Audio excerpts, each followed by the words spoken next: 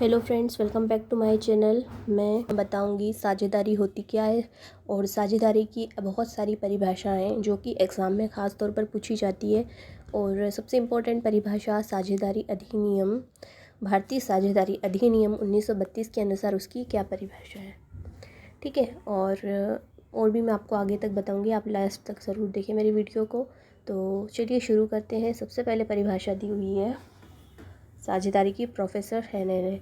तो साझेदारी व्यक्तियों के उस पारस्परिक संबंध को कहते हैं जो प्रसंविदा करने के योग्य होती है तथा लाभ कमाने हेतु आपस में एक वैध व्यवसाय को चलाने के सहमत होते हैं। अब ये परिभाषा आपको एकदम सिर के ऊपर से जा रही होगी जब आप फर्स्ट टाइम इसको पढ़ रहे हो, लेकिन मैं आपको समझाती हूँ। ठीक है, साझेदारी व्यक्तियों के उस पारस्परिक संबंध को कहते हैं, मतलब जो साझेदारी होती है वो जो दो व्यक्तियों या दो से अधिक व्यक्तियों के बीच एक क्या होती है, एक संबंध होती है, पारस्परिक संबंध होती है। ठीक है, जब दो व्यक्ति अगर आपस में साझेदारी करते हैं, मान लो कि कोई बिज़नेस है, कोई फैक्ट्री कंपनी खोलना है, अगर उसमें दो साझेदार हैं तो उनको दोनों साझेदार क्या होंगे, आपस में संबंधित होंगे। ठीक है, जो प्रसंविदा करने के योग्य होते हैं। प्रसंविदा मतलब थोड़ा ज़्यादा हिंदी में हो गया, लेकिन ये मैं आपको सिंपल लैंग्वेज में बताऊं तो मतलब जो इस साझेदारी करने के योग्य हों। मतलब साझेदारी करने के योग्य कौन कौन होते हैं, हर कोई साझेदारी नहीं कर सकता है। ठीक है, ये आपको आगे लास्ट तक आप ज़रूर देखना तो उसमें समझ में आएगा। साझेदारी करने के मतलब एक नियम होते हैं, मतलब जो उस सारी शर्तों को अगर कोई पालन, वो सब सारी शर्तें उनमें मौजूद है तो वही व्यक्ति जो है वो साझेदारी कर सकता है, मतलब पार्टनरशिप कर सकता है। ठीक है, मतलब अभी जैसे अगर कोई व्यक्ति पागल है या न्यायालय द्वारा दिवालिया घोषित किया गया तो वो साझेदारी नहीं कर सकता है। मतलब इस तरीके से होता है। तो साझेदारी जो व्यक्तियों के बीच संबंध होता है, पारस्परिक संबंध होते हैं, कहते हैं जो प्रसंविदा करने के योग्य होते हैं तथा लाभ कमाने हेतु आपस में एक वैध व्यवसाय को चलाने के लिए सहमत हो। ठीक है, मतलब अब मान लो कि कोई दो व्यक्ति है जो कि पार्टनरशिप कर रहे हैं और उनको क्या करना है, वो सारे मतलब साझेदारी के नियम उन पर लागू होते हैं वो मतलब साझेदारी करने के योग्य हैं। ठीक है, सारी शर्तों उनमें मौजूद है, मतलब वो साझेदारी करने के योग्य हैं और उनका उद्देश्य क्या है, लाभ कमाना है और वैध व्यवसाय। अवैध व्यवसाय करेंगे तो वो साझेदारी नहीं कर सकते। ठीक है, मतलब वैध व्यवसाय होना चाहिए। ये इनका प्रोफेसर हेने का परिभाषा है। मैं एक बार और समझा देती हूँ। साझेदारी, पॉइंट नंबर फर्स्ट, साझेदारी व्यक्तियों के उस पारस्परिक संबंध को कहते हैं जो प्रसंविदा करने के योग्य होते हैं। ठीक है, लाभ कमाने हेतु आपस में एक वैध व्यवसाय को चलाने के लिए सहमत हो। ठीक है, आई होप आपको समझ में आ रहा होगा। अब सेकंड परिभाषा को हम देख लेते हैं। भारतीय साझेदारी अधिनियम 1932 के अनुसार, मतलब भारतीय साझेदारी अधिनियम है हमारे पास इंडिया का जो है 1932 के अनुसार। तो इन्होंने क्या कहा है, साझेदारी उन व्यक्तियों के मध्य पारस्परिक संबंध है जिन्होंने किसी ऐसे व्यवहार के लाभों को बांटने का समझौता किया हो तो उन सब के द्वारा या उनमें से किसी एक के द्वारा सबके लिए चलाया जाता हो। ठीक है, डेफिनेशंस कोई भी डिफ़िकल्ट नहीं होती है, हमें उस डेफिनेशन का हमें मीनिंग समझ लेना चाहिए तो हम डेफिनेशन ऑटोमेटिकली बना सकते हैं। ठीक है, और इसके लिए हमारी वो जो शब्दावली है वो थोड़ी सी स्ट्रॉन्ग होनी चाहिए। तो मैं आपको बताती हूँ। तो साझेदारी उन व्यक्तियों के मध्य पारस्परिक संबंध है जिन्होंने ऐसे व्यापार के लाभों को बांटने का समझौता किया हो। मतलब साझेदारी दो व्यक्तियों के मध्य संबंध है। ठीक है, आप एक जनरल सी चीज़ समझ लो कि साझेदारी दो व्यक्तियों के मध्य संबंध है क्योंकि वो लोग आपस में बिजनेस चलाना चाहते हैं। ठीक है, ऐसे व्यापार के लाभों को बांटने का समझौता किया हो, मतलब पार्टनरशिप की है तो जाहिर सी बात है कि बिज़नेस में पार्टनरशिप की है। और बिज़नेस में क्यों की है, क्योंकि उनको लाभ कमाना है। ठीक है, मतलब एक दूसरे से हर चीज़ कनेक्टेड रहती है। तो सारा साझेदारी व्यक्तियों का संबंध है और व्यापार भी चलाना है और उनको क्या करना है, लाभ भी बांटना है। मतलब तीन चीज़ें हमें यहाँ पर समझ में आती है, पॉइंट बनते हैं। तो या उनमें साझेदारी जो होती है वो अगर हो सकता है, मतलब उनका जो है समझौता ऐसा हुआ हो कि कोई एक व्यक्ति सबकी ओर से काम करता हो या फिर सब मिलके काम करते हो या फिर उन्होंने कोई और वर्कर रखा हो। मतलब साझेदारी हो तो रही है, साझेदारी काम की नहीं हो रही है, काम करने की नहीं हो रही है। साझेदारी किसकी हो रही है, जो लाभ आएगा उसको बांटने की हो रही है। ठीक है, तो हो सकता है उनमें से कोई एक इंसान जो एक साझेदार हो वही सभी की ओर से काम करता हो भले ही उसको सैलरी मिल जाएगी, सभी की ओर से काम करता हो या फिर सभी मिल के बांटते हों। तो भारतीय साझेदारी अधिनियम 1932 के अनुसार इसकी परिभाषा सिंपली ये होती है कि साझेदारी उन व्यक्तियों के मध्य पारस्परिक संबंध है जिन्होंने किसी ऐसे व्यापार के लाभों को बांटने का समझौता किया हो तो उन सबके द्वारा या उनमें से किसी एक के द्वारा सबके लिए चलाया जाता हो। ठीक है, मतलब संबंध तो होता ही है और लाभ भी बांटना है, व्यापार भी करना है, और या तो फिर कोई एक व्यक्ति चला रहा हो या सभी चला रहे हो, दोनों बातें हैं इसमें। ठीक है।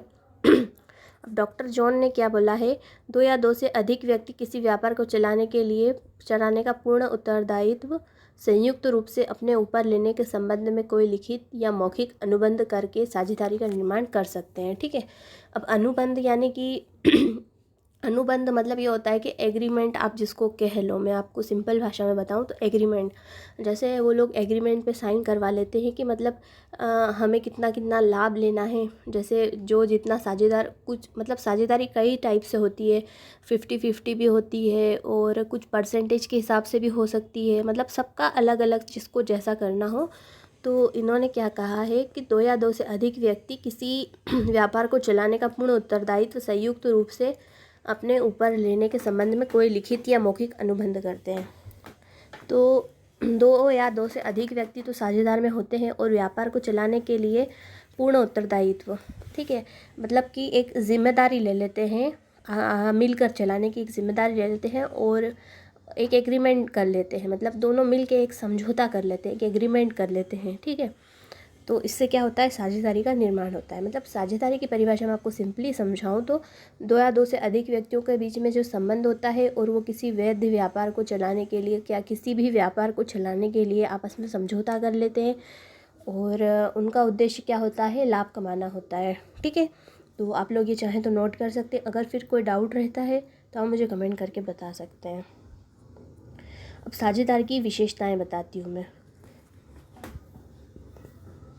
साझेदारी की विशेषताएं मैंने आपको यहाँ पर 9 पॉइंट आपको दिख रहे होंगे। तो सबसे पहले होती है व्यक्तियों की संख्या। अब कोई भी साझेदारी फर्म है, मतलब कोई भी कंपनी है, अगर उसमें कोई भी पार्टनर्स रहेंगे तो उनकी संख्या कितनी होनी चाहिए। तो सिंपली है कि साझेदारी में कितनी संख्या होती है, 2 संख्या, मतलब 2 से स्टार्ट होती है और 100 तक रहती है। ठीक है, मतलब 100 तक पार्टनर्स आप बना सकते हो, उससे ज़्यादा आप नहीं बना सकते हो। और सेकंड है समझौता, मतलब साझेदारों के मध्य क्या हो जाता है, समझौता होता है। समझौता होगा तो ही वो साझेदारी कर पाएंगे, अगर समझौता ही नहीं होगा तो फिर साझेदारी किस काम की। ठीक है। थर्ड पॉइंट है अनुबंध। तो उनको एक अनुबंध करना अनिवार्य होता है, साझेदारी की विशेषताएं हैं। ठीक है, उनको अनुबंध करना होता है। मतलब साझेदारी की जो परिभाषा है ना, अगर वो आप अच्छे से समझ लोगे तो आप विशेषताएं आराम से बना सकते हो। ठीक है। तो अनुबंध मतलब एग्रीमेंट कर लेते हैं वो लोग, क्योंकि अगर अनुबंध नहीं होगा तो बीच में से अगर कोई साझेदार पलट के चला गया कि मुझे नहीं बिज़नेस करना या फिर कोई कुछ होता है, तो एक अनुबंध होता है तो एक मतलब उनके पास एक लिखित या मौखिक वो रहता है, प्रूफ रहता है कि नहीं ये साझेदार है हमारा। नहीं तो अगर कोई झुटला भी सकता है कि नहीं ये साझेदार नहीं है हमारा। ठीक है, इसलिए अनुबंध तो अनिवार्य ही है। ठीक है। और फोर्थ है हमारा व्यापार अनिवार्य है। साझेदारी कोई कर रहा है तो क्यों कर रहा है, व्यापार में कर रहा है तो व्यापार तो होना ही होना है। ठीक है, तो ये व्यापार भी अनिवार्य है। और फिफ्थ है लाभानुपात। तो जो लाभ का अनुपात होता है, जो भी प्रॉफिट होगा, प्रॉफिट का जो रेशियो होता है ये लोग फिक्स कर लेते हैं। ठीक है, जो जितना इन्वेस्टमेंट करता है उस हिसाब से वो लोग प्रॉफिट रेशियो को फिक्स कर देते हैं। और सिक्स्थ है प्रबंध व्यवस्था। तो साझेदारी फर्म में क्या होता है, साझेदारी में कि प्रबंध की जो व्यवस्था होती है वो भी मतलब ये लोग सब फिक्स करते हैं कि कहाँ पे क्या कैसा करना है। ठीक है। और असीमित उत्तरदायित्व, मतलब इसमें भी जो जिम्मेदारियाँ होती है, उत्तरदायित्व होते हैं, वो सीमित नहीं होते हैं, असीमित होते हैं। एट्थ है हमारा पारस्परिक संबंध। तो पारस्परिक संबंध का मतलब ये हो जाता है कि मतलब उन दोनों में एक रिलेशन क्रिएट हो गया साझेदार का। ठीक है। अब वो दोनों मतलब पहले तो मतलब अगर वो एकल व्यापार कर रहे होते तो वो अपना अपना था, ठीक है, पर्सनल था। बट यहाँ पर क्या कर रहे हैं, वो साझेदारी कर रहे हैं, यानी कि एक जो कोई कंपनी है या कुछ भी व्यापार है तो उसमें वो दोनों आपस में मिल रहे हैं, मतलब एक पारस्परिक संबंध क्रिएट हो रहा है साझेदारी का। ठीक है, पार्टनर हो गया वो उसका। इसमें बहुत सारे पार्टनर्स हो सकते हैं, कोई भी, मतलब कि आपस में ये लोग एक दूसरे से रिलेशन में आ जाते हैं कि मतलब पार्टनर का रिलेशन हो जाता है। ठीक है। हित हस्तांतरण 9th है हमारा। तो हित हस्तांतरण यानी कि अगर मतलब मान लीजिए कोई 10 साझेदार हैं किसी भी व्यापार में, कोई भी 10 पार्टनर्स हैं, अगर किसी एक को पैसे की ज़रूरत पड़ी या फिर वो इस साझेदारी को क्विट करना चाहता है, तो वो क्या कर सकता है कि किसी और साझेदार को अपना मतलब जो भी उसकी जगह है वो उसको दे सकता है, या तो फिर वो अपनी जगह अगर वो कोई और आना चाहता है उसकी जगह पे, अगर वो चाहता है कि मेरी जगह मैं इसको डाल दूँ इस पार्टनरशिप में, तो वो इस तरीके से हित का जो है हस्तांतरण कर सकता है, मतलब कि खुद की जगह किसी और को दे सकता है। ठीक है। आज मैंने सिर्फ साझेदारी की परिभाषाएं बताई है और उसकी विशेषता बताई है। इंशाल्लाह नेक्स्ट वीडियो में मैं आपको बताऊंगी साझेदारी सल्लेख और इसकी विशेषताएं, और आगे आगे और भी नेक्स्ट पार्ट आते जाएंगे, क्योंकि वीडियो बहुत ज़्यादा लंबा हो जाता है, फिर वो बहुत ज़्यादा प्रॉब्लम होती है, इसलिए मैंने इसको थोड़ा सा शॉर्ट कर दिया है। मुझे उम्मीद है कि आप लोगों को ये वीडियो समझ में आई होगी, और आपको कोई भी डाउट रहता है, सजेशन रहता है, तो आप मुझे कमेंट करके ज़रूर बताएं। Thanks for watching.